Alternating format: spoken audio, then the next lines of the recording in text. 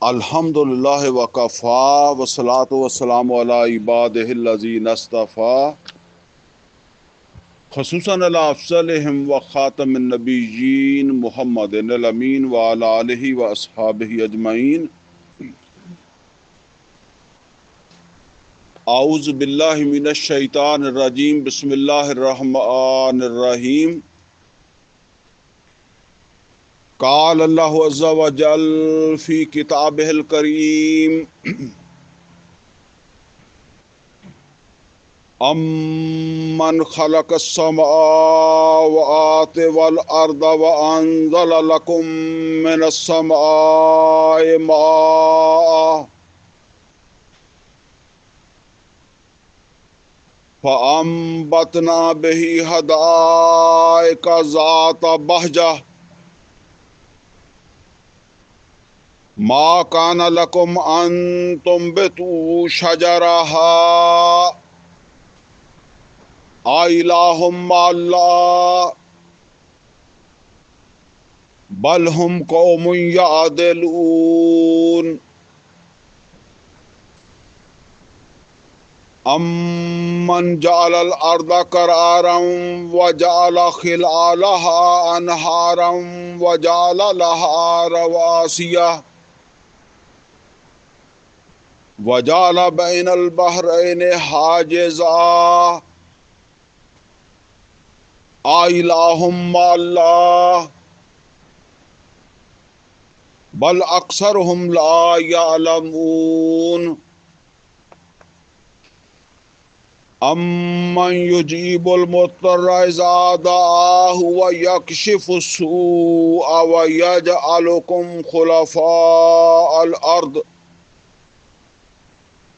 الہ مع اللہ قلیلا ما تذکرون۔ امن یہدیکم فی ظلمات البر والبحر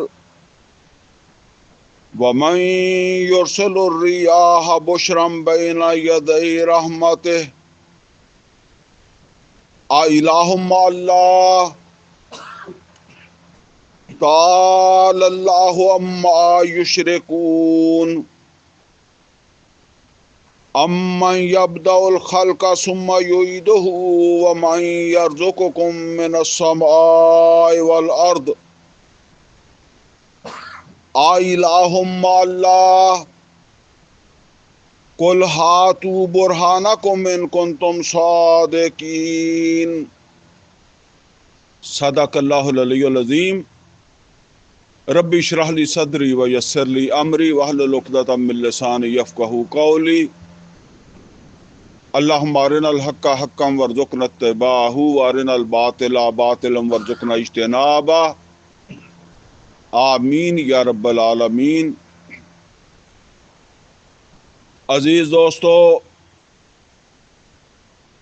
اس وقت میں نے سورہ نمل کی آیت نمبر 60 سے لے کر آیت نمبر 64 تک جو آیات ہیں، 5 آیات ہیں جو میں نے تلاوت کی ہیں۔ یہ سورہ نمل جو ہے،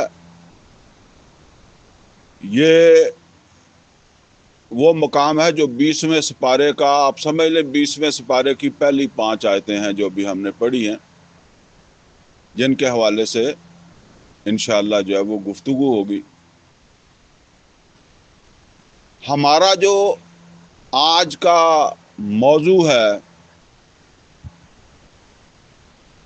اس کو ذرا سمجھ لیں۔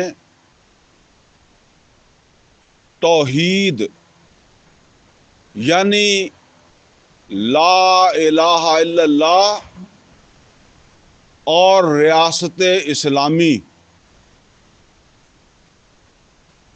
یعنی ہم نے یہ سمجھنا ہے کہ توحید کیا ہے اور توحید یا لا الہ الا اللہ اس کے کیا اثرات پڑتے ہیں انسانی معاشرے کے اوپر۔ یعنی ایک عام معاشرہ ہے، اگر وہ توحید کو مانتا ہے یا لا الہ الا اللہ جو ہے اس کا اعلان کرتا ہے، یہ توحید جو ہے نا، یہ لا الہ الا اللہ ہے، اگر وہ اس کا اعلان کرتا ہے تو اس معاشرے پہ اس اعلان کے یا اس توحید کے اگر وہ معاشرہ مخلص ہے اپنی توحید میں یا اپنے لا الہ الا اللہ کے اعلان میں، تو اب معاشرے کے اوپر اس توحید کے کیا اثرات پڑیں گے یا اس لا الہ الا اللہ کے کیا اثرات پڑیں گے، کیا تبدیلی آئے گی،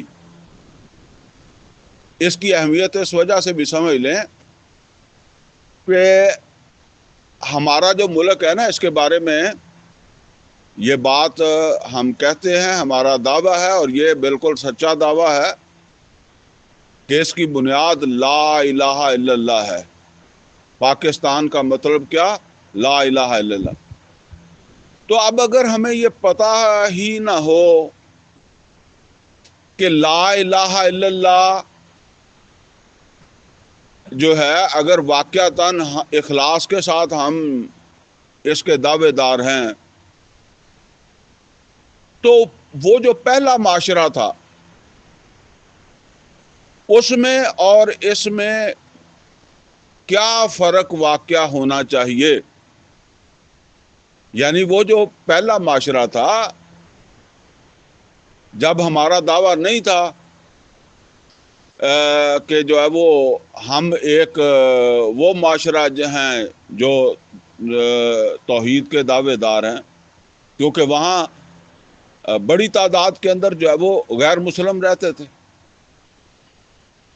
تو اب یہ کہ اس دعوے کے بعد کیا فرق پڑنا چاہیے، اس فرق کو آج ہم نے سمجھنا ہے، اور یہ فرق جو ہے یہ توحید ہی ہے، یہ فرق توحید کا ہی ہے۔ تو اس حوالے سے آپ کی خصوصی توجہ جو ہے وہ درکار ہے، اور یہ قرآن حکیم کا مقام بالکل آپ کے سامنے بھی ہے تاکہ آپ کی توجہ رہے اور پورا آپ کا جو ہے وہ دھیان رہے اور بات کو آپ سمجھیں۔ یہ سمجھ لیں جی کہ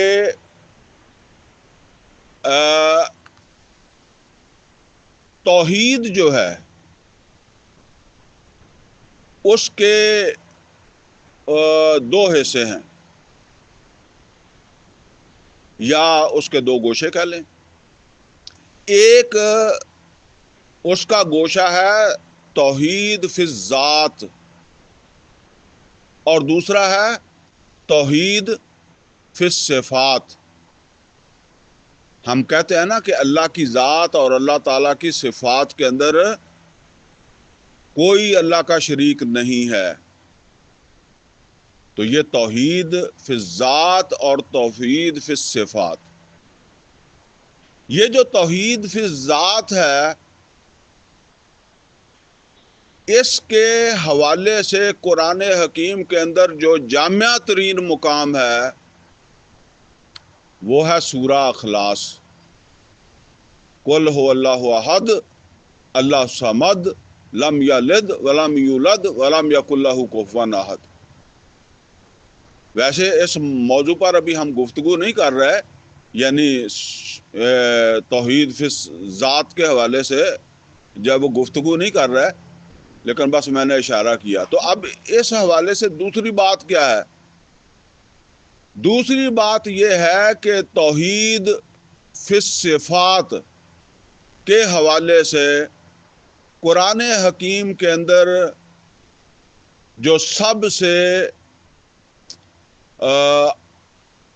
آپ یوں سمجھ لیں کہ اونچا مقام ہے یا اہم ترین مقام ہے، یا جس مقام پر توحید فی الصفات جو ہے اس کو بہت جو ہے وہ اعلیٰ طریقے سے اللہ تعالیٰ نے بیان کیا ہے، وہ ہے جسے ہم آیت الکرسی کہتے ہیں۔ توحید فی ذات کے حوالے سے سورہ اخلاص اور توحید فی صفات کے حوالے سے آیت الکرسی. اس کے اندر جو ہے وہ اللہ تعالیٰ کی صفات کا ذکر ہے. آیت الکرسی کے اللہ کی صفات کا ذکر ہے. اور یہ جو اللہ تعالیٰ کی ذات کے حوالے سے توحید کا معاملہ ہے، یہ یوں سمجھ لیں کہ مسلمان معاشرہ جو ہے اس کے ساتھ اس کا کوئی اس طرح سے تعلق نہیں ہے، چونکہ مسلمان بہرحال اللہ تعالیٰ کی ذات میں شرک سے مجموعی طور پر جو ہے وہ اجتناب بھی کرتے ہیں، بچتے ہیں. اور ویسے بھی ہمارا موضوع جو ہے وہ اسلامی معاشرے سے متعلق ہے، یعنی ریاست اسلامی. اور آپ کو پتہ ہے کہ آج کے دور میں معاشرے کی بلند ترین سطح کون سی ہے؟ ریاست. دیکھیں، ایک معاشرہ تھا جو آدم علیہ السلام کا معاشرہ تھا. اب زیادہ تفصیل میں جانے کی ضرورت نہیں، آپ اس پہ غور کریں. ایک وہ معاشرہ تھا. ایک پھر انسان جو ہے وہ قبیلہ بن گیا. اور ایک وہ معاشرہ ہے کہ جو آج آپ کو یہ پاکستان نظر آ رہا ہے. تو یہ اب ایک اسٹیٹ ہے، ایک ریاست ہے، ٹھیک ہے نا. اور ریاست جو ہے اس کے پاس اتنی قوت طاقت ہے کہ تمام ریاست کے اندر رہنے والے لوگ جو ہیں وہ یوں سمجھ لیں کہ اس کے رحم و کرم پر ہی ہوتے ہیں، ٹھیک ہے نا. یہ معاشرہ اب ترقی کرتے کرتے وہاں تک پہنچ گیا، اسٹیٹ تک، ریاست تک پہنچ گیا. آج کے دور میں جب ہم معاشرے کی بات کریں گے تو پھر ہمارے سامنے کیا ہے؟ ایک ریاست ہے، ٹھیک ہے نا. پاکستان ایک ریاست ہے. اور توحید یا لا الہ الا اللہ، اس اعلان کے نتیجے میں اگر یہ اعلان مخلصانہ ہے تو اس معاشرے کو کیسا ہونا چاہیے یہ ہم نے دیکھنا ہے. اچھا جی، یہ بات سمجھ لیں کہ لا الہ الا اللہ یعنی توحید جو ہے اس کو اگر آگے آپ بیان کرنا چاہیں تو کیا ہے؟ لا الہ الا اللہ، یہ توحید ہے. تو یہ لا الہ الا اللہ، اس کا مطلب ذرا توجہ سے جو ہے وہ سن لیں. دیکھیں، عام طور پر ہم ترجمہ کرتے ہیں لا الہ الا اللہ، اللہ کے سوا کوئی معبود نہیں ہے. کیا ترجمہ کرتے ہیں؟ اللہ کے سوا کوئی معبود نہیں ہے. آج کم از کم جب تک آپ یہاں بیٹھے ہیں نا، یہ ترجمہ آپ معبود کا لفظ ہی ذہن سے نکال دیں، ٹھیک ہے. تو آپ نے کیا ترجمہ کرنا ہے؟ لا الہ الا اللہ، اللہ کے سوا کوئی الہ نہیں ہے. یعنی معبود نہیں کرنا آپ نے ترجمہ، بلکہ وہی کرنا ہے جو وہاں موجود ہے. اللہ کے سوا کوئی الہ نہیں ہے. اگر یہ بات آپ نہیں سمجھے تو پھر یہ درس آپ کو سمجھ نہیں آئے گا. دیکھیں، الہ کیا ہے؟ الہ ایک ایسی سمجھ لیں کہ ایک ایسی اصطلاح ہے، ایسا لفظ ہے کہ جو اللہ تعالیٰ کی ساری صفات کا مجموعہ ہے. سمجھ رہے ہیں میری بات یا نہیں سمجھ رہے؟ الہ جو ہے وہ ایک صفت نہیں ہے، بلکہ الہ جو ہے اللہ تعالیٰ کی تمام صفات کا مجموعہ ہے۔ تو جب آپ یہ کہتے ہیں کہ اللہ کے سوا کوئی معبود نہیں ہے، تو پھر آپ نے تو ایک صفت کا نام لیا ہے نا، معبود ایک صفت آپ نے نام لے دیا نا۔ تو الہ میں تو بہت ساری صفتیں ہیں۔ ابھی آپ کے سامنے یہ باتیں انشاءاللہ جب وہ کھل کر آئیں گی۔ دیکھیں، عرب کا معاشرہ جو تھا نا،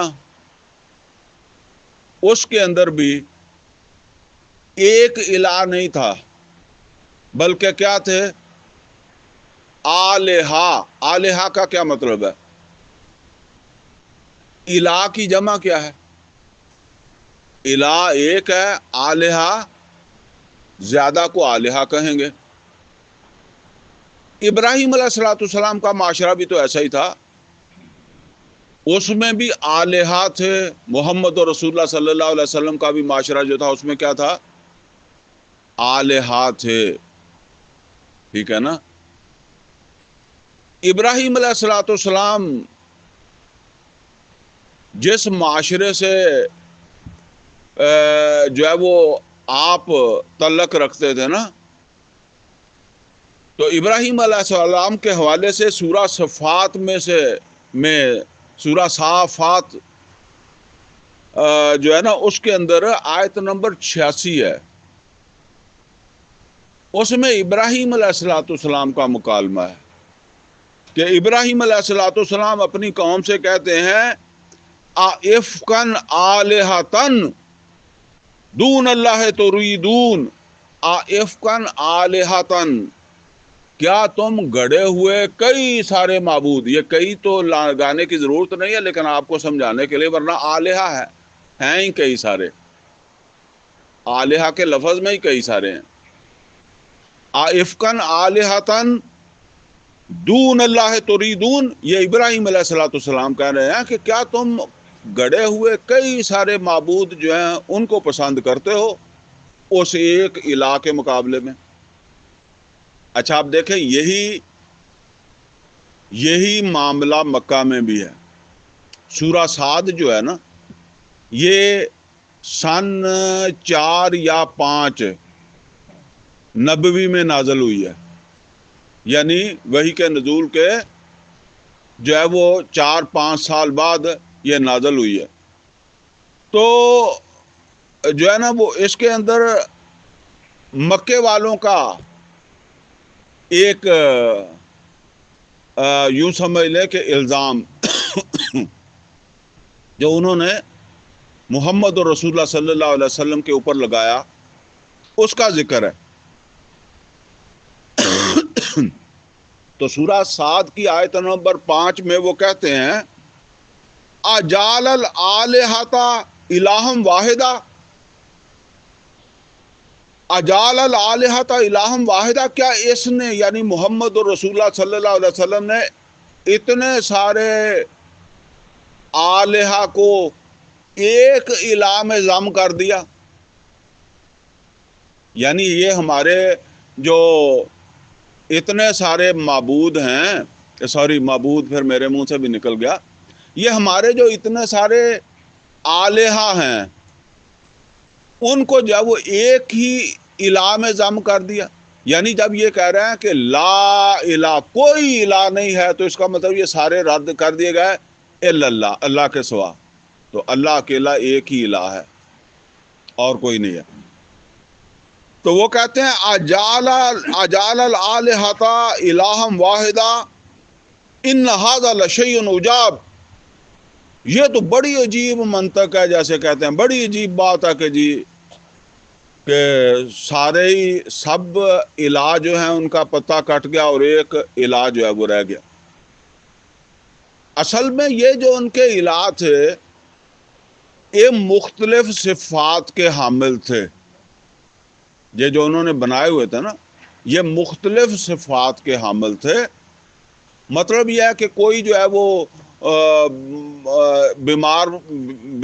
بیماروں کو شفا دیتا ہے، کوئی جو ہے اولاد دیتا ہے، وہ تو ان کے تصور کے مطابق کسی سے اولاد ملتی ہے، کسی سے کوئی اور ضرورت پوری ہوتی ہے، ٹھیک ہے نا. تو اب اس کا جواب دے رہے ہیں جب محمد رسول اللہ صلی اللہ علیہ وسلم یہ کہہ رہے ہیں نا کہ لا الہ الا اللہ، اللہ کے سوا کوئی الہ نہیں ہے، اور یہ جن کو تم سمجھتے ہو کہ یہ الہ ہیں، ان میں جن چیزوں کو تم تلاش کرتے ہو وہ ساری کہاں ہیں؟ وہ ساری صفات ایک ذات میں ہے، اور وہ اللہ ہے جو الہ ہے، ٹھیک ہے نا. اور ان صفات میں سے ایک صفت معبود ہے، یعنی ان صفات اللہ کی صفات میں سے، بہت ساری صفات میں سے معبود کیا ہے؟ ایک صفت ہے. اچھا، اب ہم ذرا ان آیات کو جو ہے وہ پڑھ لیں، یہ جو سورہ نمل کی آیات ہیں، تاکہ ہمارے سامنے یہ بات آئے کہ الہ کے اندر کون کون سی صفات ہیں جن کا تعلق جو ہے وہ معاشرے کے ساتھ ہے. ویسے تو بہت ساری صفات ہیں نا، لیکن ہم نے اصل کے اندر ان صفات کو فوکس کیا ہے جن کا تعلق معاشرے کے ساتھ ہے یا ریاست کے ساتھ. اب اس کو جب وہ پڑھ لیں ذرا، اس پہ آپ توجہ رکھیں. فرمایا امن خلق السماوات والارض، بلا کون ہے وہ جس نے تخلیق کیا آسمانوں کو اور زمین کو، وَأَنزَلَ لَكُم مِّنَ السَّمَاءِ مَاءً، اور جو اتارتا ہے تمہارے لیے آسمان سے پانی، بارش برساتا ہے. فَأَنبَتْنَا بِهِ حَدَائِقَ ذَاتَ بَہْجَةٍ، اور ہم نے اگا دیے اس پانی کے ذریعے سے رنگا رنگ کے باغات، نباتات، پودے. ما کان لکم ان تنبتوا شجرہا، تم نہیں تھے اس کے جو درخت ہیں یا پودے ہیں ان کو جو ہے وہ اگا سکنے والے، تم نہیں اگا سکتے تھے. اچھا جی، ان آیات اس حصے میں، یہ جو جتنا آیت کا حصہ ہم نے پڑھا ہے، اس میں اللہ تعالیٰ کی کسی صفت کا ذکر آیا ہے؟ جی، اس میں اللہ تعالیٰ کی صفت خالق کا ذکر آیا ہے. پھر پڑھیں، امن خلق السماوات والارض، بلا وہ جس نے خلق کیا، خالق،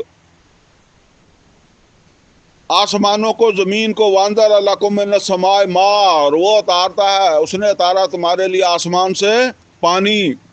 فانبتنا بہ حدائق ذات بہجہ، اور رنگ برنگے باغات اور پودے اس نے جو تمہارے لیے جو وہ اگا دیے، نباتات. ما کانا لکم ان تنبتوا شجرہا، تم نہیں اگا سکنے والے تھے اس کے درختوں کو. اب اللہ نے ایک سوال کیا ہے، اور سوال پر پورا دھیان کریں، بات سمجھ آئے گی تبھی. آ الہم مع اللہ، آ الہم مع اللہ، پھر توجہ کریں، آ الہم مع اللہ، کیا اللہ کے ساتھ کوئی الہ ہے؟ اللہ کے ساتھ کوئی ایسا الہ ہے؟ اچھا دیکھیں، یہاں دونوں لفظ آ گئے نا، الہ بھی آ گیا اور اللہ بھی آ گیا. اوپر اللہ تعالیٰ کی کس صفت کا ذکر آیا؟ خالق کا. تو اللہ نے سوال کیا فرمایا؟ الہ مع اللہ، کیا اللہ کے ساتھ کوئی الہ ہے جو خالق بھی ہو؟ یعنی اوپر خالق کا ذکر آیا نا، تو کیا اللہ کے ساتھ کوئی اور الہ ہے کہ جو خالق بھی ہو؟ ہم نے معبود صفت ایک ذہن میں رکھی ہوئی ہے نا، تو اب یہاں کس صفت کا ذکر آ رہا ہے؟ خالق کا۔ کیا اللہ کے ساتھ کوئی اور الہ ہے جو خالق بھی ہو؟ مطلب یہ ہے کہ ہے تو سامنے لاؤ۔ جس طرح ہم کہتے ہیں نا کہ اللہ کے سوا کوئی معبود نہیں ہے، تو اللہ کیا کہتا ہے کہ اللہ کے ساتھ کوئی اللہ کے ساتھ مطلب اللہ جو الہ ہے اس کے ساتھ کوئی خالق ہے تو سامنے لاؤ۔ مطلب یہ ہے کہ جس طرح کوئی معبود نہیں اللہ کے سوا، اسی طرح کوئی خالق نہیں اللہ کے سوا۔ آگے بل ہم قوم یعدلون، بلکہ یہ لوگ خام خواہی اللہ کے برابر دوسروں کو سمجھ بنا لیتے ہیں، ہے نہیں کوئی۔ اب آگے چلیں جی، اگلی آیت فرمایا امن جعل الارض قرارا، کیا بھلا وہ جس نے زمین کو قرار گاہ بنا دیا، ٹھکانہ بنا دیا، وجعل خلالها انہارا، اور اس نے اس میں چلا دیے چشمے، نہریں، وجعل لها رواسیا، اور اس نے پہاڑ بھی بنا دیے، وجعل بین البحرین حاجزا، اور اس نے دو پانیوں کے درمیان ایک پردہ کھڑا کر دیا۔ وہ سورہ رحمان میں بھی ہے نا کہ وہ تجاوز نہیں کرتے، پانی جو ہے وہ ویسے میٹھا اور کھارا پانی چل رہے ہیں، ایک ہی آپ سمجھ لیں ایک برتن میں، سمندر کو برتن سمجھ لیں، بڑا برتن، تو اس کے اندر دونوں چل رہے ہیں۔ اور اسی طرح اور بھی کئی جگہوں کے اوپر گرم پانی، ٹھنڈا پانی علیحدہ علیحدہ چل رہے ہیں۔ تو اللہ کہتا ہے کہ وجعل بین البحرین حاجزا، دو پانیوں یا دو جو ہے وہ سمندروں یا دو دریاؤں کے درمیان ایک پردہ اس نے جو ہے وہ ڈال دیا ہے، یعنی ایک میٹھا پانی کا، ایک مٹی کی دیوار کی بجائے یا کسی اور رکاوٹ کی بجائے ایک پردہ ایسا ہی بنا دیا ہے کہ وہ ایک دوسرے سے نہیں ملتے ہیں۔ اب سوال پھر آ گیا ہے، الہ مع اللہ، اچھا یہ جو ابھی ہم نے پڑھا ہے اس میں آپ کا کیا ذہن کہتا ہے؟ اللہ کی کس صفت کا ذکر آیا ہے؟ چلیں آپ کو ڈھونڈنے میں دقت ہوگی۔ قدرت، قادر اور قدیر، اللہ کی صفت ہے قادر اور قدیر؟ تو یہ اللہ تعالیٰ کی قدرت، اللہ کے قادر یا قدیر ہونے کا ذکر ہے۔ تو کیا مطلب ہے الہ مع اللہ، کیا اللہ کے ساتھ کوئی اور الہ ہے جو قادر اور قدیر بھی ہو؟ یعنی کوئی اور نہیں ہے جو قادر اور قدیر بھی ہو۔ بل اکثرہم لا یعلمون، لیکن اکثر لوگ جو ہے وہ اس بات کو جانتے نہیں ہیں۔ آگے چلیں جی، دو صفتیں ہم نے پڑھ لی ہیں اللہ کی، ایک خالق، دوسری قادر یا قدیر کہہ لیں، ایک ہی بات ہے۔ امن یجیب المضطر اذا دعاہ، کون ہے بھلا جو قبول کرتا ہے مجبور کی دعا کو جس وقت وہ اس سے دعا مانگتا ہے، وَيَكْشِفُ السُّوءَ، اور اس کی پریشانی کو دور کر دیتا ہے، جس نے دعا مانگی تھی اس کی پریشانی کو دور کر دیتا ہے۔ وَيَجْعَلُكُمْ خُلَفَاءَ الْأَرْضِ، اور اس نے تمہیں زمین کے اوپر خلیفہ بنایا۔ کون سی صفت آ گئی اس میں؟ بڑی اہم صفت آئی ہے، یہ صفت ہے معبود۔ دعا، دعا کیا ہے؟ دعا عبادت ہے۔ دعا کیا ہے؟ عبادت ہے۔ نبی صلی اللہ علیہ وسلم نے فرمایا الدعاء مخ العبادہ، اور پھر فرمایا الدعاء هو العبادہ، دعا ہی تو عبادت ہے۔ تو یہاں بات آئی نا کہ کون ہے جو مجبور کی دعا سنتا ہے اور اس کی پریشانی کو دور کرتا ہے، تو کون سی صفت پھر آئی؟ معبود۔ بھئی عبادت جو ہے وہ تو عمل ہے نا، تو عبادت کرتا جو ہے اس کو کیا کہتے ہیں؟ جی عبد کہتے ہیں۔ عبد کا جو عمل ہے وہ عبادت ہے نا، تو جس کی وہ عبد عبادت کرتا ہے اس کو کیا کہتے ہیں؟ اس کو معبود کہتے ہیں،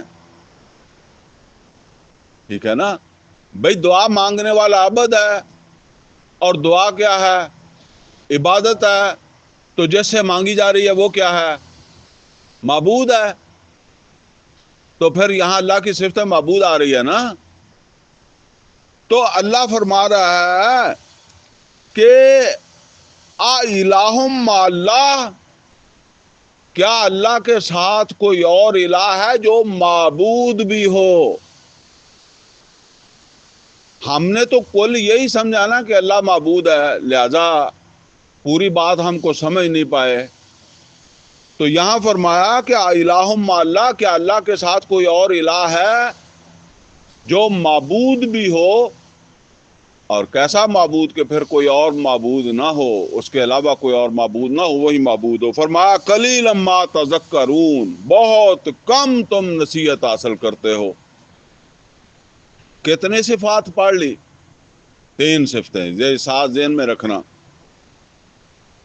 آگے فرمایا امن یہدیکم فی ظلمات البر والبحر، بھلا کون ہے وہ جو تمہاری رہنمائی کرتا ہے خشکی اور پانی کے اندر، اندھیروں میں یا بھٹک جانے پر؟ انسان جو ہے وہ بھٹک جاتا ہے نا، جنگل میں بھی بھٹک جاتا ہے، صحرا میں بھی بھٹک جاتا ہے، شہر میں بھی بھٹک جاتا ہے، پانی میں بھی بھٹک جاتا ہے، کشتیاں بھٹک جاتی تھی۔ تو اللہ تعالیٰ فرما رہا ہے کہ امن یہدیکم فی ظلمات البر والبحر، کون ہے جو خشکی اور تری جو ہے یا پانی، اس کے اندھیروں میں تمہاری رہنمائی کرتا ہے۔ وَمَن يُرْسِلُ الرِّيَاحَ بُشْرًا بَيْنَ يَدَيْ رَحْمَةٍ، اور کون ہے جو بھیجتا ہے ہواؤں کو؟ یرسل و ارسال کرتا ہے، بھیجتا ہے ہواؤں کو خوشخبری والی بنا کر اس کی رحمت سے پہلے۔ یہاں اللہ تعالیٰ کی کون سی صفت آ گئی؟ بھیجتا ہے، میں نے بھیجتے پہ زور دیا۔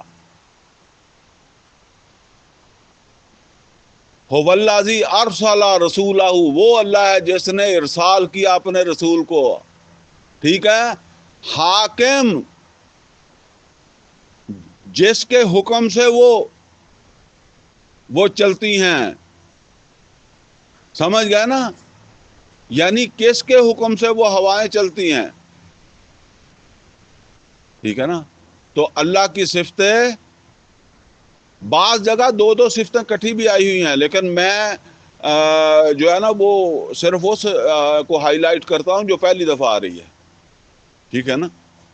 تو اللہ تعالیٰ نے فرمایا وَمَن يُرْسِلُ الرِّيَاحَ بُشْرًا بَيْنَ يَدَيْ رَحْمَةٍ، اور کون ہے جو بھیجتا ہے، حکم دیتا ہے ہواؤں کو کہ وہ رحمت لے کر چلی جائیں، اس کی رحمت پہنچائیں،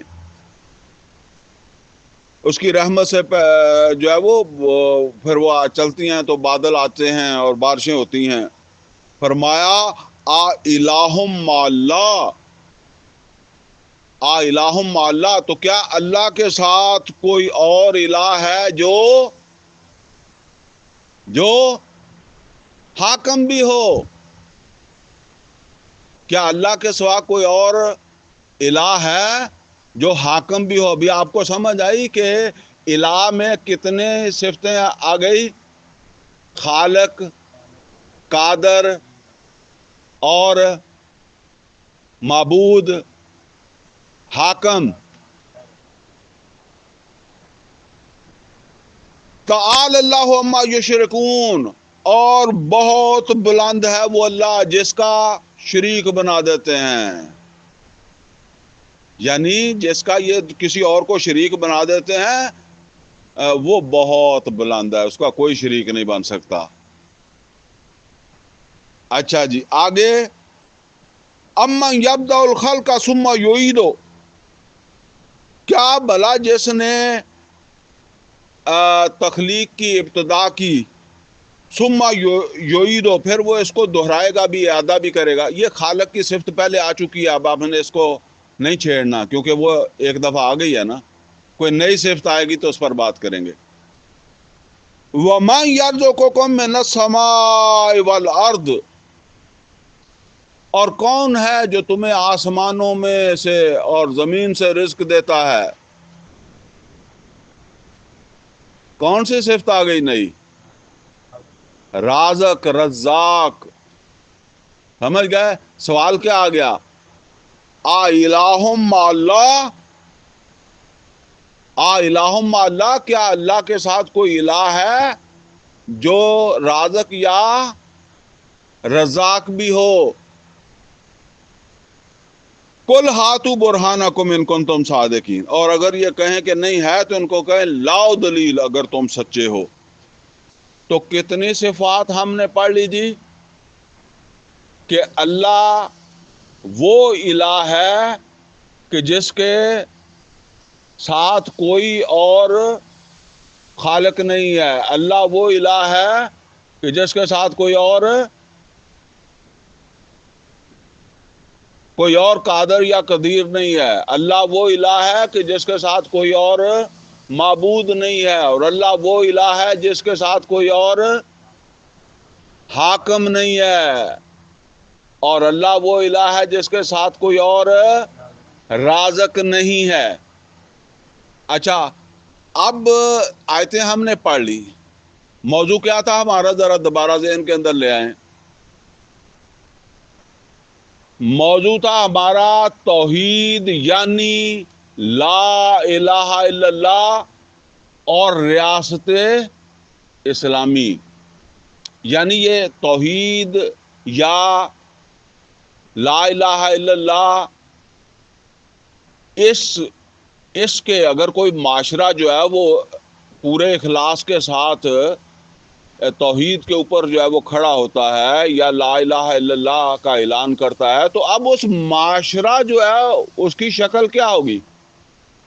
ٹھیک ہے نا، اس کی پہچان کیا ہوگی؟ یہ اب ہم نے اس کو جو ہے وہ دیکھنا ہے۔ تو یہ سمجھ لیں کہ یہاں معاشرے کے حوالے سے 4 اصطلاحات پڑھی ہم نے، اللہ کی پڑھی ہم نے 5 صفات ہیں، لیکن جن کا تعلق معاشرے سے ہے وہ ہیں 4 صفات جن پر ہم گفتگو کریں گے، اور وہ کیا ہے؟ خالق، معبود، رازق اور حاکم۔ پھر سمجھ لیں، خالق، رازق، حاکم، معبود، 4 صفتوں کے اوپر جو ہے وہ ہم جو ہے وہ گفتگو کریں گے معاشرے کے حوالے سے یا اسلامی ریاست کے حوالے سے۔ اچھا جی، آپ آئیں پہلی، آپ یوں سمجھ لیں کہ سب سے نیچے کیا ہے، سٹارٹ بنیادی کیا ہے، کون سی صفت ہے جس کا تعلق بنیاد سے ہے، وہ ہے معبود. اور کون سی صفت ہے جس کا چوٹی سے تعلق ہے، حکمرانی، حاکم. ٹھیک ہے نا. تو اب پہلی صفت جو ہے نا وہ معبود، اس کو ذرا جو ہے وہ سمجھ لیں. دیکھیں، لا الہ الا اللہ، اللہ وہ الہ ہے کہ جس کے سوا کوئی معبود نہیں ہے.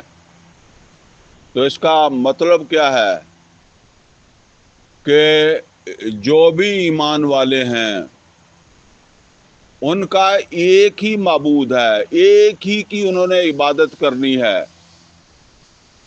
اسی کی نماز پڑھنی ہے، اسی کا روزہ رکھنا ہے، اسی کا حج کرنا ہے، اور اسی کی قربانی. وہ قرآن کریم میں آیا نا، ان صلاتی و نسکی و محیایا و مماتی اللہ رب العالمین. سب کچھ کس کے لیے ہے؟ اللہ کے لیے. کسی اور کے لیے نہ رکوع، نہ سجدہ، نہ قنوت، نہ قیام. کس کے لیے ہے؟ صرف ایک ہی معبود ہے، اس کے لیے. اچھا، چونکہ ہم ریاست کی بات کرتے ہیں تو اب ریاست کے اندر جو ہے وہ ظاہر بات ہے کہ غیر مسلم بھی ہوتے ہیں. ایک ریاست تھی جس کے میں سے غیر مسلموں کو نکال دیا گیا تھا. وہ ریاست کون سی تھی؟ جو محمد اور رسول اللہ صلی اللہ علیہ وسلم نے بنائی تھی حجاز میں. وہاں سے غیر مسلموں کو نکال دیا گیا، لیکن آگے ان کو رہنے کی اجازت دی گئی. اور سورہ توبہ کے اندر فرمایا یوت الجزیۃ عن ید وہم صاغرون، وہ جزیہ دیں اور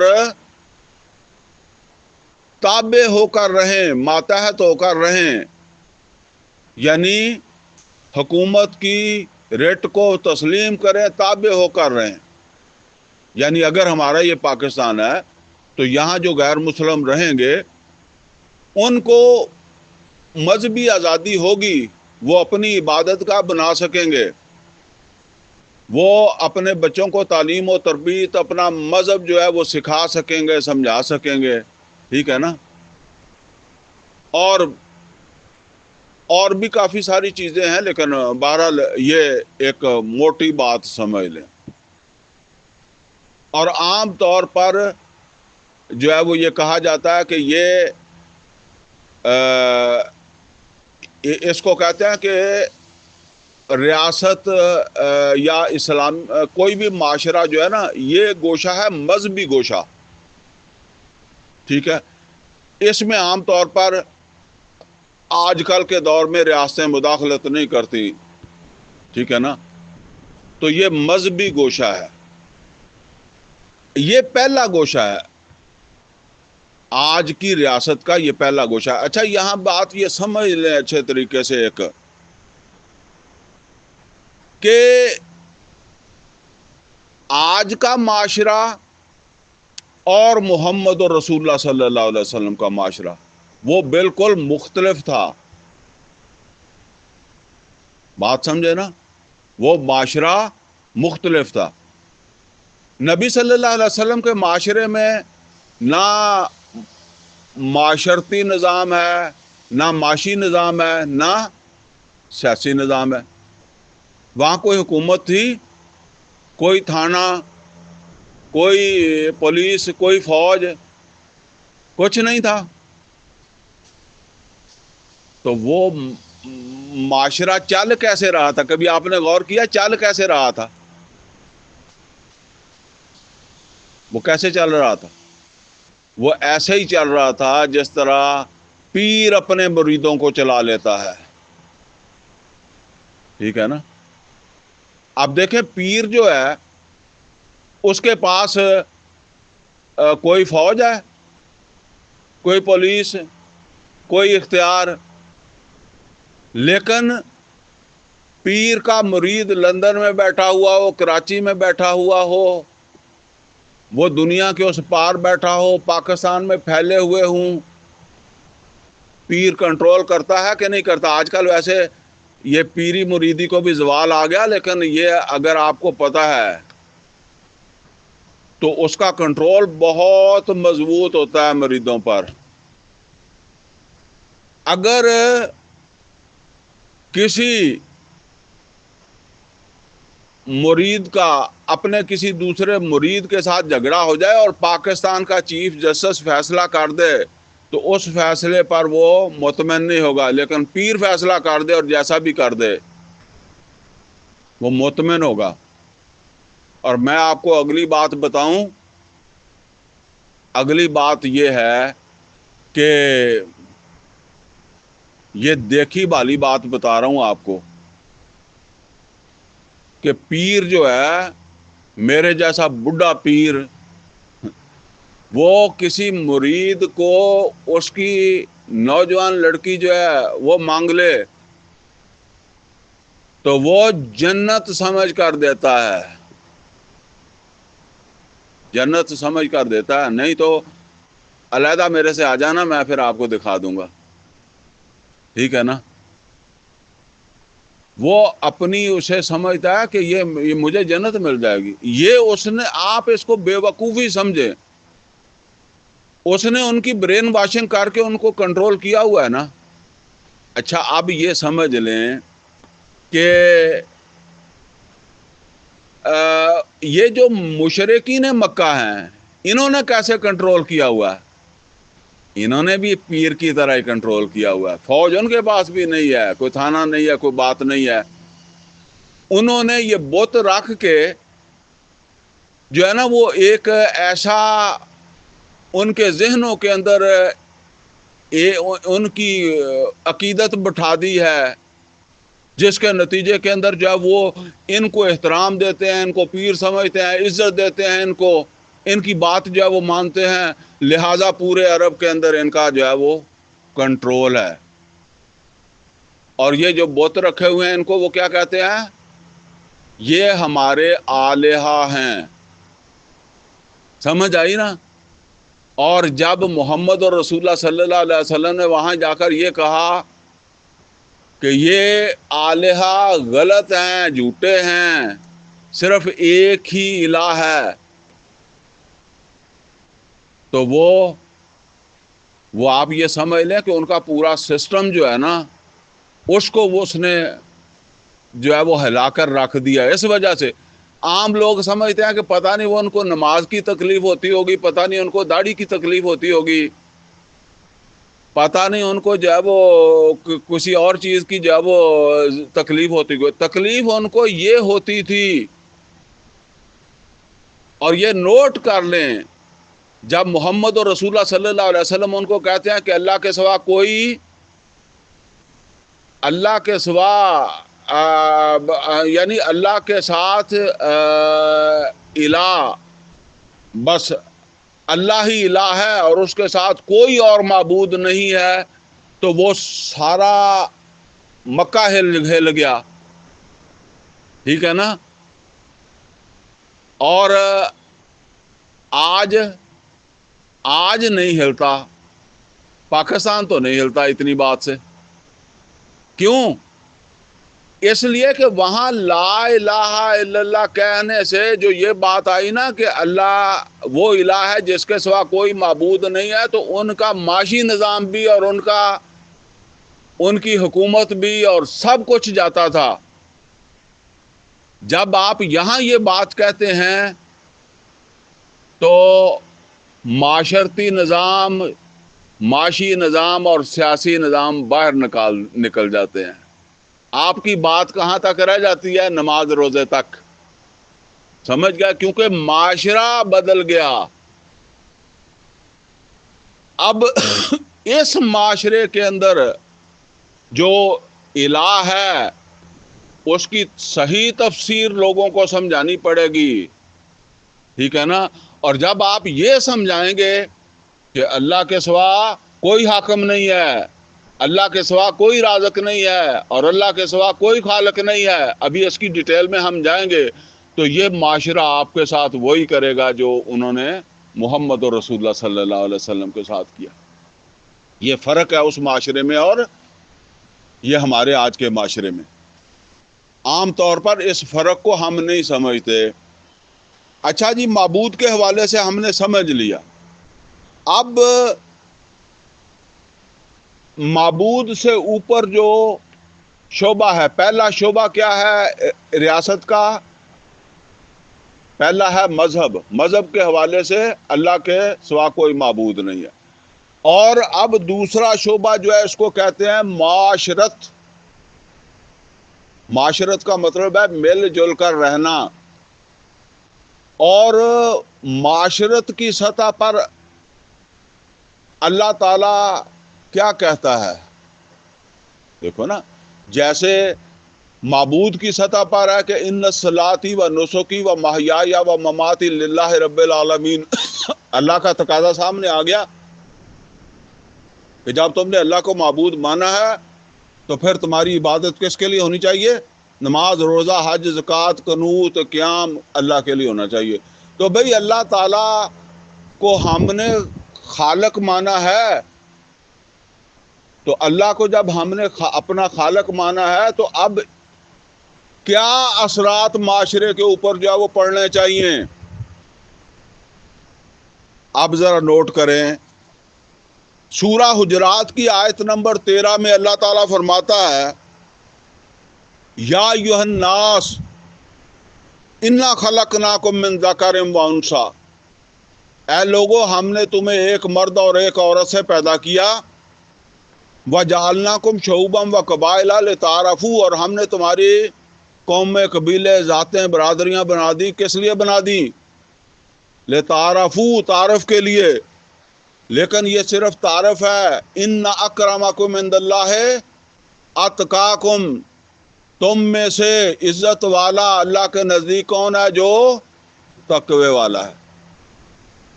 تو یہ تقوی کا کس کو پتا ہے؟ اللہ کو پتا ہے.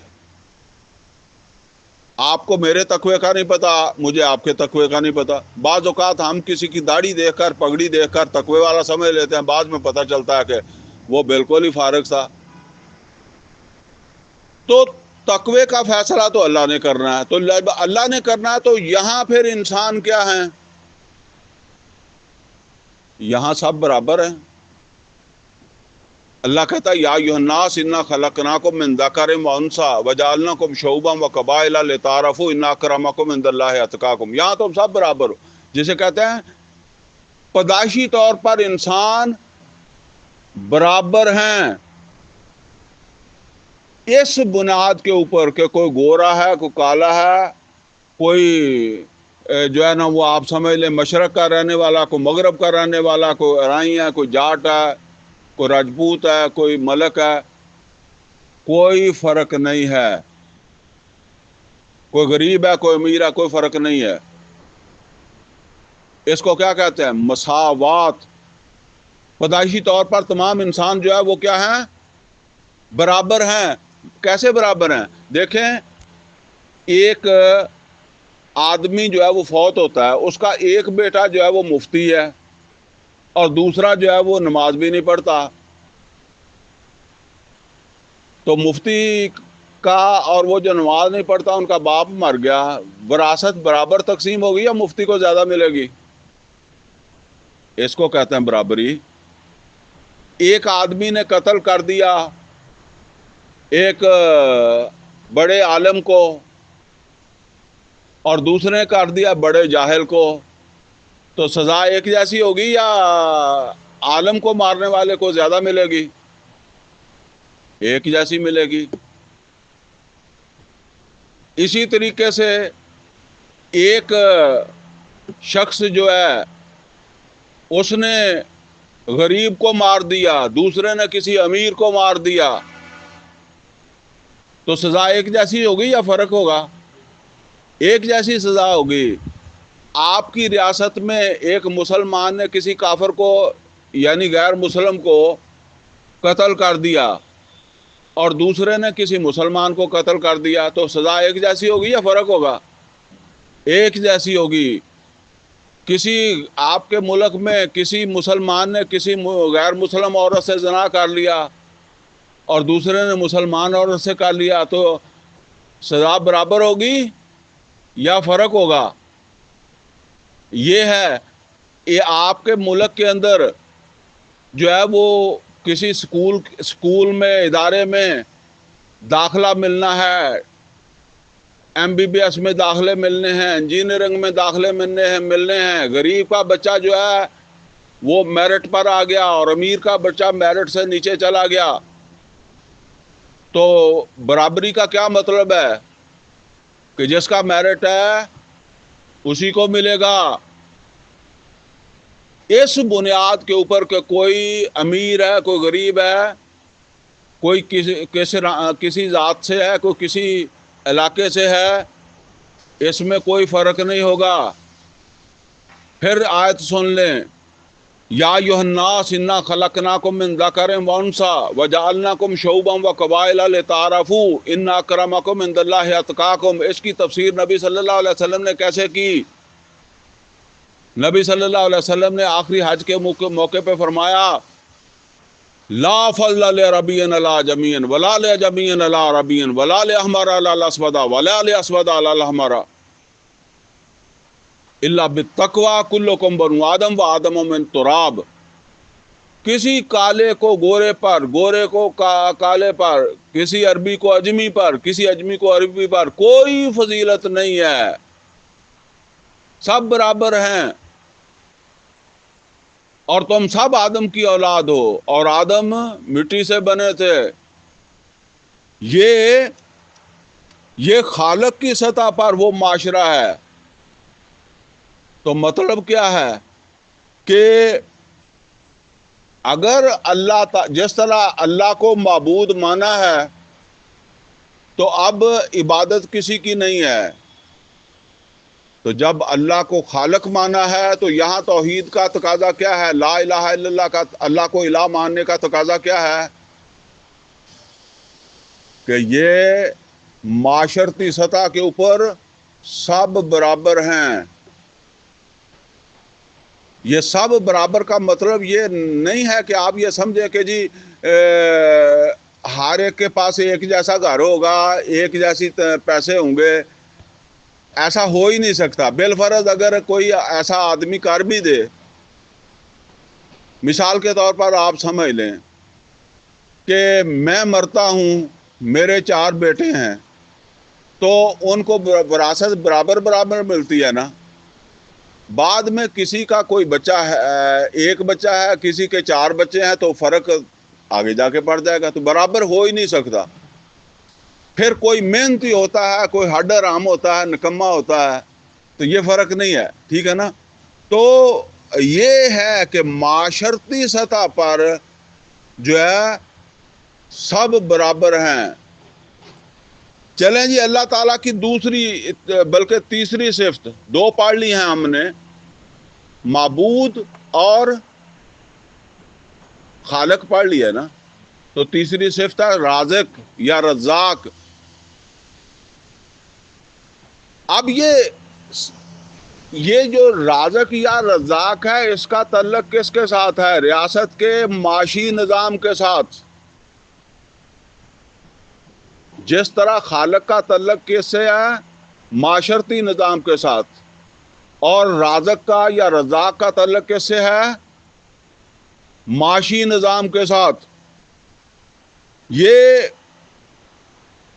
معاشی عدل کا تقاضا کرتا ہے۔ اللہ کی یہ صفت جو ہے وہ معاشی عدل کا تقاضا کرتی ہے۔ دیکھیں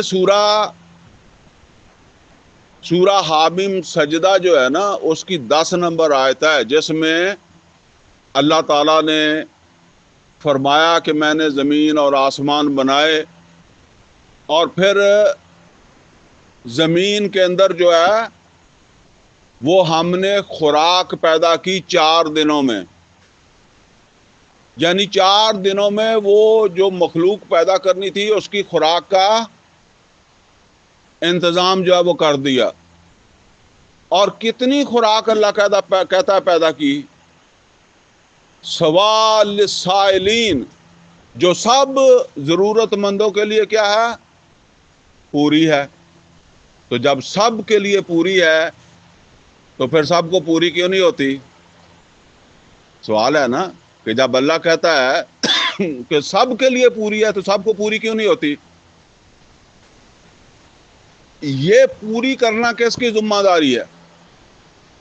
اس معاشرے کی ذمہ داری ہے کہ وہ پوری کرے.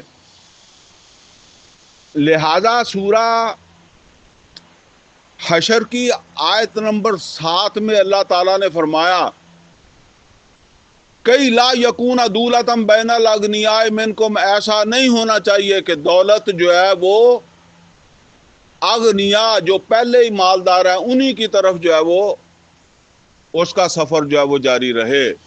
یہ دولت جو ہے یہ تقسیم ہونی چاہیے، یہ ان تک بھی پہنچنی چاہیے جو محروم ہیں. اگر آپ مکی قرآن پڑھیں تو کتنا وہاں اللہ تعالیٰ جو ہے وہ وہاں نماز وغیرہ تو یا دوسرے احکامات تو نہیں تھے، لیکن صدقہ خیرات اللہ تعالیٰ نے جو ہے وہ کس اہتمام سے اس کا جو ہے وہ حکم دیا ہے. آپ کوئی صورت پڑھ کر دیکھ لیں. ارایت الذی یکذبون ارایت الذی یکذب بالدین فذلک الذی یدعو الیتیم ولا یحض علی طعام المسکین. اسی طرح الم نجعل له عینین ولسانا وشفتین وہدیناہ النجدین فلاقتحم العقبہ وما ادراک ما العقبہ فک رقبہ. تو ایک نظام اللہ نے دیا کہ یہ زکوٰۃ دولت مندوں سے لی جائے اور ضرورت مندوں کو مستحقوں کو دی جائے، یہ ان تک جو ہے وہ ان کو پہنچائی جائے. اور دیکھیں یہ اللہ کے نبی صلی اللہ علیہ وسلم نے فرمایا کہ وہ شخص مومن نہیں ہے جس کا جو خود پیٹ بھر کے سوتا ہے اور اس کا ہمسایہ رات کو بھوکا سویا، وہ شخص مومن نہیں ہے.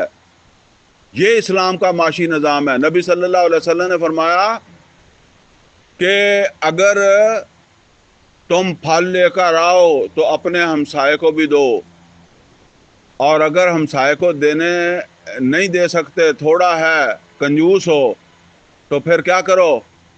پھل کھا کر چھلکے باہر نہ پھینکو. یہ کس نے کہا؟ محمد اور رسول اللہ صلی اللہ علیہ وسلم. یہ ہے اسلامی نظام. اور نبی صلی اللہ علیہ وسلم نے فرمایا مزدور کو مزدوری پسینہ خشک ہونے سے پہلے دو. اور اسی طریقے سے فرمایا القاسب حبیب اللہ،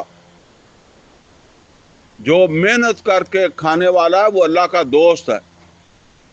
تو یہ جو ہے نا وہ یہ اللہ تعالیٰ کی صفت رزاق کو ماننے کا جو ہے وہ یہ تقاضا ہے. جس طرح معبود کو ماننے کا تقاضا ہے، پھر رزاق ماننے کا تقاضا ہے، اور پھر اسی طریقے سے کیا ہے کہ اللہ تعالیٰ کو خالق ماننے کا تقاضا ہے، اور اللہ تعالیٰ کو رزاق ماننے کا تقاضا یہ ہے، رازق یا رزاق ماننے کا تقاضا یہ ہے کہ معاشی طور پر جب وہ عدل ہونا چاہیے. اور اب آ جائیں جی چوتھی صفت کی طرف. چوتھی صفت کیا ہے؟ اللہ وہ الہ ہے جو حاکم بھی ہے، اور حاکم ہی نہیں بلکہ احکم الحاکمین ہے. تو احکم الحاکمین اللہ کو ماننے کا تقاضا کیا ہے؟ کہ اللہ سے اوپر کوئی نہیں ہے. سب سے اوپر کون ہے؟ اللہ. اللہ کے حکم کو چیلنج کرنے والا کون ہے؟ طاغوت ہے. جو اللہ سے آگے بڑھے وہ کون ہے؟ طاغوت ہے. بلکہ قرآن کریم میں فرمایا یا ایھا الذین آمنوا لا تقدموا بین یدی اللہ و رسولہ. اس سے آگے نہیں بڑھنا. لیکن جب ایک حکمران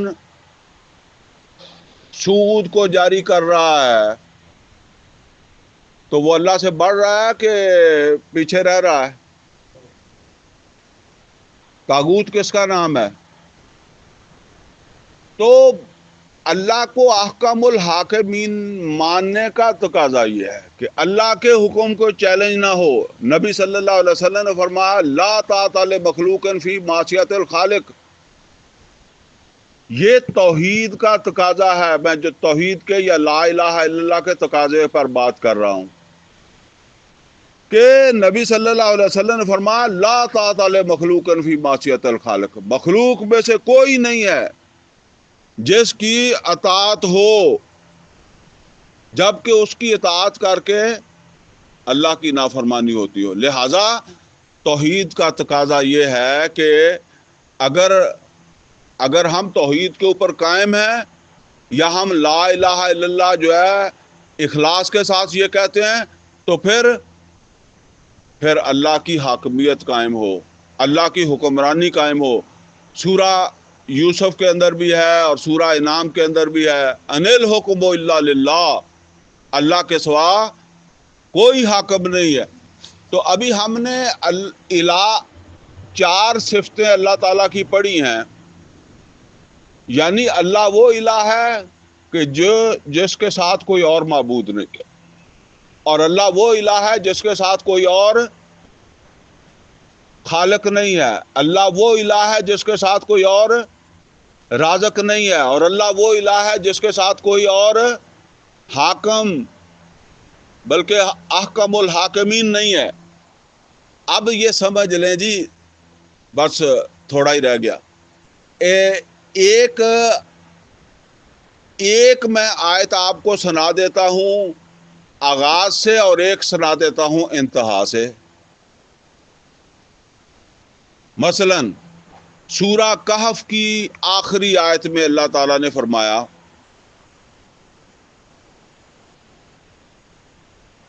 قُلْ إِنَّمَا أَنَا بَشَرٌ مِثْلُكُمْ، اے محمد صلی اللہ علیہ وسلم آپ فرما دیں، ذرا توجہ سے سننا۔ قُلْ إِنَّمَا أَنَا بَشَرٌ مِثْلُكُمْ، اے نبی صلی اللہ علیہ وسلم کہہ دیں کہ میں ایک بشر ہوں تم جیسا۔ قُلْ إِنَّمَا أَنَا بَشَرٌ مِثْلُكُمْ يُوحَىٰ إِلَيَّ، میری طرف جو ہے وہ وحی ہوتی ہے، اور اس وحی کا لب لباب کیا ہے؟ انما الہکم الہ واحد، تمہارا الہ تو بس ایک ہی ہے، آلہہ نہیں ہے۔ انما الہکم الہ واحد فمن کان یرجو لقاء ربہ فلیعمل عملا صالحا، تو جو کوئی امیدوار ہے اللہ سے ملاقات کا تو وہ اچھے کام کر لے۔ فلیعمل عملا صالحا ولا یشرک بعبادۃ ربہ احدا، بعبادۃ ربہ احدا، تو وہ اس طریقے سے اللہ کو معبود بنائے کہ اس کی عبادت میں کسی کو شریک نہ کرے۔ تو یہ اب ایک ریاست میں یہاں سمجھ لیں کہ یہ سب سے نیچے ہے، اور سب سے چوٹی پر کیا ہے؟ حاکم۔ تو سورہ بنی اسرائیل کی آخری آیت میں کیا فرمایا؟ یہ جو آیت میں ابھی آپ کو سنائی ہے نا سورہ کہف کی، اس میں الفاظ پر آپ نے غور کیا یا سوئے رہے؟ ولا یشرک بعبادۃ ربہ احدا، اپنے رب کی عبادت میں شریک نہ کرے کسی کو۔ اور اب ذرا وہ سورہ بنی اسرائیل کی آیت سن لیں۔ قل الحمد للہ الذی لم یتخذ ولدا، اے محمد اور رسول اللہ صلی اللہ علیہ وسلم کہہ دیں کل تعریف اور کل شکر کس کے لیے ہے؟ لم یتخذ ولدا، جس نے کسی کو اپنا بیٹا نہیں بنایا، کوئی اولاد نہیں بنایا۔ اگلی بات پر غور کر لیں، وَلَمْ يَكُنْ لَهُ شَرِيكٌ فِي الْمُلْكِ، شَرِيكٌ فِي الْمُلْكِ، شَرِيكٌ فِي الْمُلْكِ، وَلَمْ يَكُنْ لَهُ شَرِيكٌ فِي الْمُلْكِ، اور کوئی نہیں ہے اس کی بادشاہی میں شریک۔ جس طرح عبادت میں کوئی شریک نہیں ہے، ایسے ہی اس کی بادشاہی، اس کی وہ احکم الحاکمین ہے، اس کی حاکمیت میں بھی کوئی شریک نہیں ہے۔ وَلَمْ يَكُنْ لَهُ شَرِيكٌ فِي الْمُلْكِ وَلَمْ يَكُنْ لَهُ وَلِيٌّ مِّنَ الذُّلِّ وَكَبِّرْهُ تَكْبِيرًا، وہ ایسے بڑا ہو، یہ ہے اس کی بڑائی۔ اچھا اب آپ ذرا غور کریں جی، جب آپ توحید کا یہ تصور جو یہاں سورہ نمل میں اللہ تعالیٰ نے ہمیں جو ہے وہ سمجھایا ہے، جب یہ اپنے معاشرے میں آپ اس طرح سمجھائیں گے تو یہ آپ برابر ہوں گے اس لا الہ کے جو محمد اور رسول اللہ صلی اللہ علیہ وسلم جو ہے وہ عرب میں کہتے تھے۔ لیکن اگر آپ صرف یہ کہتے ہیں کہ جی اللہ کے سوا کوئی معبود نہیں ہے، تو بس پھر بات نماز روزے تک کی رہنی ہے، پھر اس سے آگے بات نہیں جائے گی۔ اور یہ بدقسمتی ہے کہ یہ ہمارے جو فرقے بنے ہیں اس کا سبب بھی یہی ہے کہ توحید کا صحیح معنوں میں شعور نہیں ہے۔ اللہ کہتا ہے کہ سب پیغمبر جو ہے وہ توحید کے علمبردار بن کر آئے۔ سورہ شورى میں فرمایا شرع لکم من الدین ما وصی بہ نوحا والذی اوحینا الیک، تمہارے لیے وہی شارع ہے، وہی رستہ ہے۔ شرع لکم من الدین ما وصی بہ نوحا والذی اوحینا الیک، یہ اللہ نبی صلی اللہ علیہ وسلم کو کہہ رہا ہے، مسلمانوں کو کہہ رہا ہے تمہارے لیے وہی شارع ہے دین میں۔ شرع لکم من الدین ما وصی بہ نوحا، جس کی ہم نے وصیت کس کو کی تھی؟ نوح علیہ السلام کو۔ والذی اوحینا الیک، اور وہی رستہ ہے جس کی وحی ہے محمد صلی اللہ علیہ وسلم ہم نے آپ کی طرف کر دی۔ شرع لکم من الدین ما وصی بہ نوحا والذی اوحینا الیک وما وصینا بہ ابراہیم وموسیٰ وعیسیٰ، اور اسی کی وصیت کی تھی ہم نے ابراہیم علیہ السلام کو اور موسیٰ علیہ السلام کو۔ یعنی مطلب کیا ہے کہ سب پیغمبروں کا ایک ہی دین تھا، اور اس دین کا خلاصہ کیا ہے؟ لا الہ الا اللہ، اللہ کے سوا کوئی الہ نہیں ہے، اللہ کے سوا کوئی معبود نہیں ہے، اللہ کے سوا کوئی خالق نہیں ہے، اللہ کے سوا کوئی رازق نہیں ہے، اور اللہ کے سوا کوئی حاکم نہیں ہے۔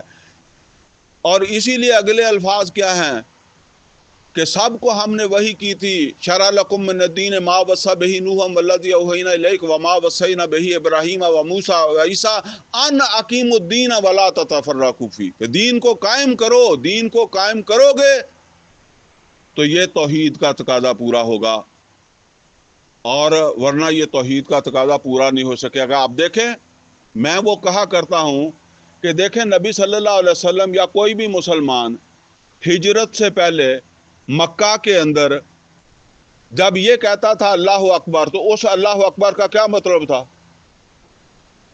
اللہ تو بڑا ہے، لیکن یہاں جو 360 بت پڑے ہوئے ہیں یہ کیا کہتے ہیں؟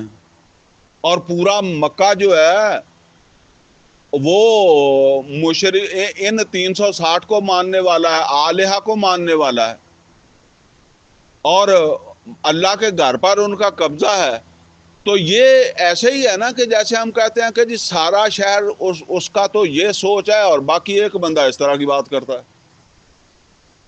یہ ایک اعلان ہے کہ میں نہیں مانتا، اگرچہ سارا مکہ جو ہے وہ کہتے آلہہ کو مانتا ہے، میں نہیں مانتا، میں صرف اللہ کو الہ مانتا ہوں۔ لیکن ہجرت کے بعد جب مکہ فتح ہوا، جہاد ہوا، مکہ فتح ہوا، تو سب سے پہلا کیا کام ہوا؟ بتوں کو اٹھا کر پھینک دیا گیا۔ ایک چیز ابھی بھی باقی ہے، وہ کیا ہے؟ بتوں کو ماننے والے باقی ہیں۔ لہذا سن 8 بھی گیا، نبی صلی اللہ علیہ وسلم نے حج نہیں کیا۔ پھر سن 9 آیا تو نبی صلی اللہ علیہ وسلم حج کے لیے نہیں آئے، سن 9 ہجری میں حج نہیں کیا۔ البتہ 9 ہجری میں سورہ توبہ کی آغاز کی آیات آ گئی، جن میں بتا دیا گیا کہ آئندہ چند مہینوں میں یہاں سے جس طرح سن 8 میں مکہ فتح کرنے کے بعد بتوں کو صاف کر دیا گیا، یہ معبود جنہوں نے رکھے تھے یا جو اب بھی ان کو معبود سمجھتے ہیں ان کو بھی صاف کر دیا جائے۔ تو پھر چند مہینے سن 9 ہجری کے حج کے بعد چند مہینوں میں عرب سے صاف صفائی کر دی گئی، اور اب آئے ہیں محمد اور رسول اللہ صلی اللہ علیہ وسلم حج کے لیے۔ جب عرب سے آلہہ بھی گئے اور ان کو آلہہ کو ماننے والے بھی ختم ہو گئے، اور اب محمد رسول اللہ صلی اللہ علیہ وسلم جو حج کے لیے آئے، تو میں کہا کرتا ہوں کہ محمد رسول اللہ صلی اللہ علیہ وسلم جب تک توحید کی چوٹی تک نہیں پہنچے، آپ حج کے لیے نہیں آئے۔ یہ ایک حکمران کا حج تھا، توحید کو چوٹی تک پہنچا کر حج کے لیے آپ آئے ہیں۔ اب جب کہا جاتا ہے کہ اللہ اکبر، اس اللہ اکبر کہ جب یہاں سے آلہہ بھی مٹ گئے اور آلہہ کو ماننے والے بھی ختم ہو گئے، اس اللہ اکبر اور اس اللہ اکبر میں کیا فرق ہے جو ہجرت سے پہلے کہا جاتا تھا؟ اب سارا ماحول بھی بتا رہا ہے کہ اللہ اکبر ہے، اب حرم خود بولتا ہے کہ اللہ اکبر ہے، ٹھیک ہے نا؟ تو یہ ہے جی اصل کے اندر وہ کبریائی جس کا اللہ نے حکم دیا تھا یا ایھا المدثر قم فانذر وربک فکبر۔ یہ ہے ذمہ داری لا الہ الا اللہ۔ اگر پورے شعور کے ساتھ لا الہ الا اللہ کہا ہے اور پورے شعور کے ساتھ توحید کا اعلان کیا ہے، توحید کا اقرار کیا ہے، تو پھر یہ کام ہے کہ توحید کو اس کی چوٹی تک پہنچانا۔ اور اسی لیے علامہ اقبال نے کہا، اس کا شعر ہے، چومی گویم مسلمانم بلرزم۔ میں جب اپنے آپ کو مسلمان کہتا ہوں تو میں لرز جاتا ہوں۔ کیوں؟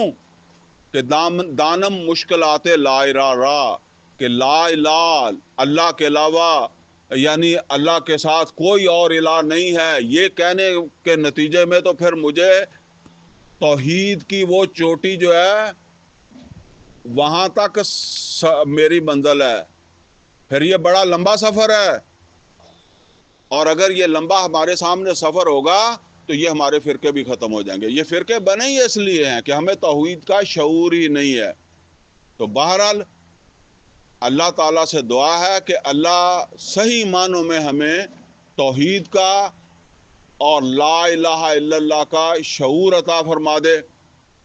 اقول قولی ھذا واستغفرہ لی ولکم ولسائر المسلمین والمسلمات۔